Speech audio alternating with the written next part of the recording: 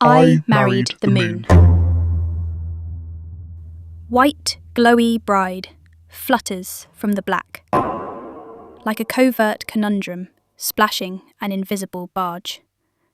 Her feathery orb awakens me, tickles me, and flirts with me before dawn, peekabooing over the shoulder of Poseidon's realm. She has her own life, and does her own thing. I share my love with the oceans and the birds. Alabaster bit mistress harvests mayhem and mirth, and glides triumphantly like limelight, cresting over lover's freight. Her yin-yang figure teases me, inspires me, and whispers in my ear after dusk. Past and future are less than what they seem.